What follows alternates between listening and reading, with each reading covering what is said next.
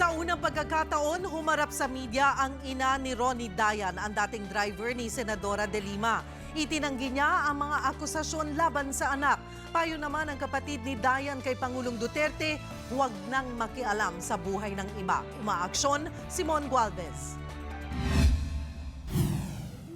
Emosyonal na humarap sa News 5 ang nanay ng dating driver ni Senadora Leila De Lima na si Ronnie Dayan. Pinalaki raw niyang may takot sa Diyos ang anak, kaya hindi siya naniniwalang totoo ang mga akusasyon dito. At kailanman, hindi pa raw niya nakikita ang senadora na sinasabing nakarelasyon ng kanyang anak. Masakit, parang napaiyak ako pagdating ko eh. Walang kasalanan. Manahimik na dito, mag-aararo sa bukid. Bakit ganyan? Mula na pumutok ang issue, hindi na raw natigil ang mga otoridad at iba't ibang tao na pumupunta at umaaligid sa bahay ni Dayan sa Orbistondo, Pangasinan. Halos ako, hindi ako makatulog sa gabi. Kahit anong sarap ng pagkain, hindi ako makakain dahil sa ganitong sitwasyon. Ayon sa Orbistondo PNP, wala naman si Dayan sa listahan ng mga sangkot sa droga sa lugar, pero taong 2014 nang masampahan ito ng kasong grave threat at illegal discharge of firearms matapos umanong manakot at manakit ng isang pulis at barangay tanod. Allegedly, sinuntok, then nagpaputok ng baril. Pero yung kaso na yun is na-dismiss kasi yung mga complainants ay nag-execute ng affidavit of disinterest to file complaint.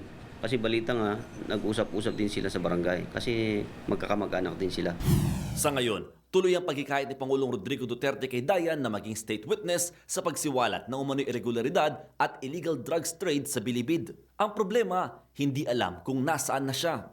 Hindi naman pabor ang mga kaanak ni Dayan sa estilo ni Pangulong Duterte ng tila pamamahiya at pagdamay ng ibang tao sa pagsupil na anomalya. Alam niyo sir, inidulo kita.